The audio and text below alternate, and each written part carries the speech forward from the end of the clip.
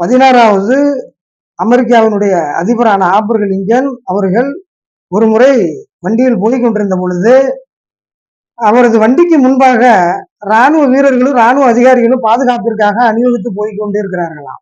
அவரது வண்டிக்கு பின்பாகவும் ராணுவ வீரர்கள் பாதுகாப்புக்காக வந்துகிட்டு இருக்கிறார்களாம். அப்படியே வண்டியில் ஆப்ரஹாம் லிங்கன் போய்கிட்டு இருக்கிறப்ப ஒரு குட்டை வந்து தென்பட்டுச்சான். அந்த குட்டிகிட்ட வந்த உடனே வண்டியை நிறுத்தினாராம். உடனே வண்டியை ஓட்டுனவர் நிறுத்திட்டாராம். உடனே ஆப்ரஹாம் லிங்கன் தன்னுடைய பூட்ஸ் எல்லாம் களையாம, மேல உள்ள உடைகளையும் களையாம அந்த சேட்டுல இறங்கி ஓடுறாராம். அந்த குட்டையில ஓடி போய் அங்க உயிருக்கு போராடிக்கிட்டு இருக்கக்கூடிய ஒரு பன்றி குட்டியை தூக்கி அதை கழுவி மேல விட்டாராம். அந்த பன்றி குட்டி உயிர் பொழைச்சிக்கிச்சான்.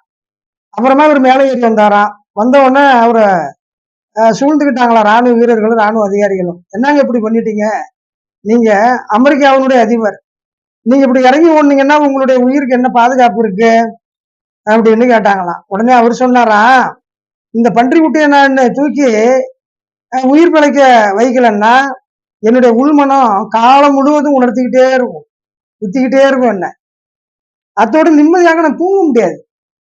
இந்த குற்ற உணர்ச்சி எனக்கு தொடர்ந்து வந்துகிட்டே இருக்கும். எனவே இப்பொழுது நான் அந்த பன்றி குட்டியை காப்பாத்திட்டேன். இப்ப நான் நிம்மதியா இருக்கிறேன். இனிமேல் நிம்மதியா நான் என்னுடைய செயல்களை பார்ப்பேன், நிம்மதியா தூங்குவேன் அப்படின்ட்டு பதிலளிச்சாராம். உடனே எல்லாரும் வியந்து போய் நின்னாங்களாம். அவர் தான் ஆப்ரஹாம் லிங்கன் அவர்கள்.